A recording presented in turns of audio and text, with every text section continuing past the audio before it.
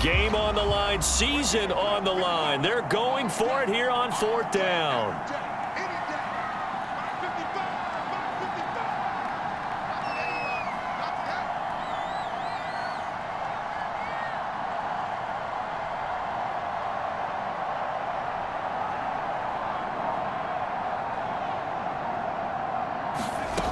As expected, they're going for it to keep the drive alive.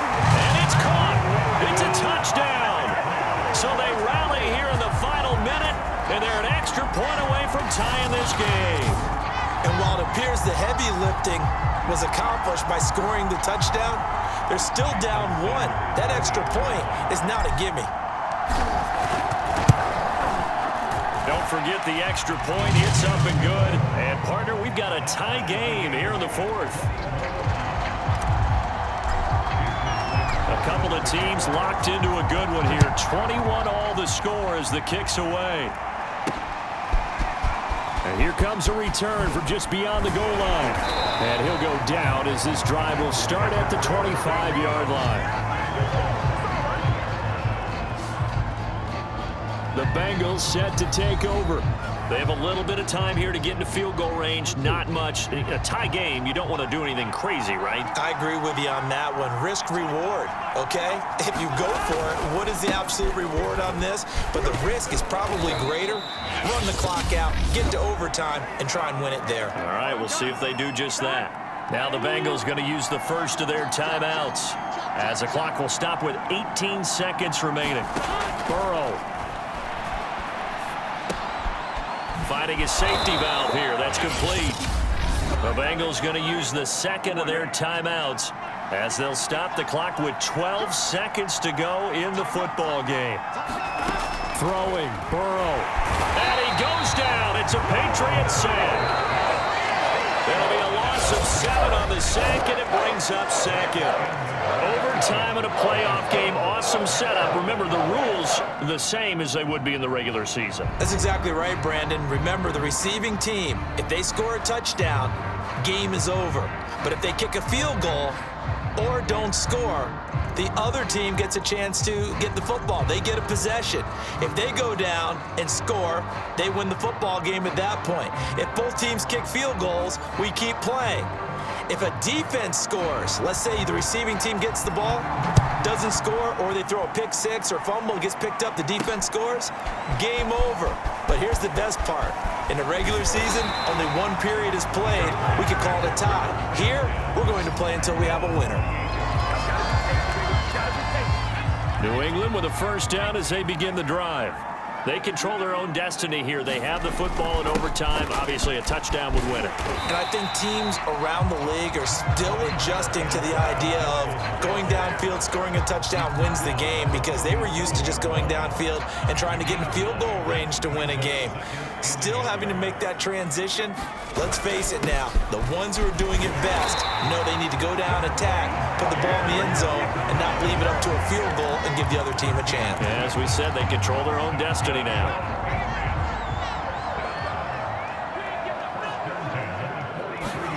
Now a first throw here in overtime. It's a slant to Hill, and he'll be taken down across the 50 at the 45 in enemy territory.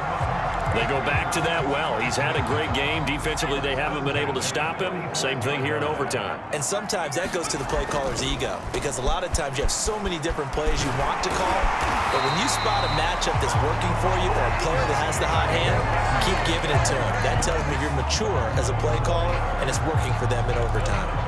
They're making it look easy out there. Another first down. So far on this drive, let me do this little bit of math here. 4 plays, 3 first downs. That's a pretty good recipe for success. Now a toss left side into the hands of his tight end. And he'll be out of bounds as he gets it down to the 30 there. They'll contain him to just 4. Second down.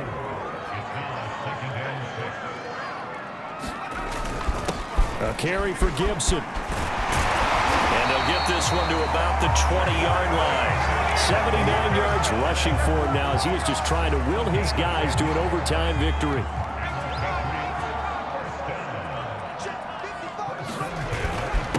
And to give this time to the tailback. Call it on a gain of 4 on first, and that'll make it second down.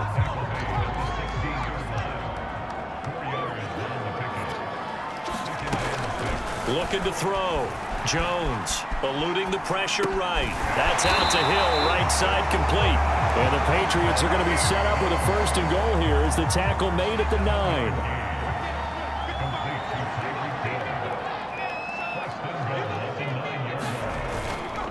They'll run with Gibson. And they're going to stop him here short of the goal line with the flag down.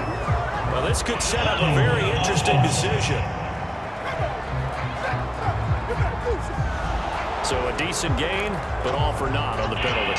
It's too bad, isn't it? They were feeling pretty good about it. The only people celebrating, the guys who just gave up that play. A terrible spot for a holding call as they'll try again, but now from further back on first and goal. And that is knocked away in the middle of the field and incomplete. You know they're going to be looking his way in overtime. He's had a fantastic game, but unable to hook up there. And how many times do we see this situation where they actually complete that pass and you wonder to yourself, how do you let him get open? How do you not know they're going to go to him? He's their big play guy. In this case, they defended it well and knocked it away. Second down and goal. Jones. Oh, he's got a man wide open, complete.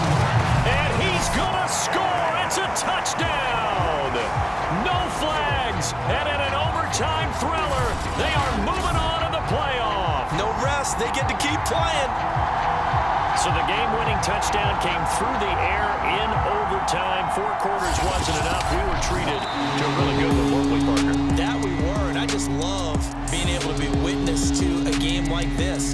All the way through. Who's going to win it? Oh, what? We're getting overtime? Great for us. A lot of tension on the field. Very tough. Not a surprise it ended with a passing touchdown. That's the way we play in the NFL. But the execution was pretty darn good. So that'll just about do it for Charles Davis. I'm Brandon Gaudin. You've been watching the NFL on EA Sports. For more, log on to easports.com. The Patriots winners here at home as we say so long from Foxborough.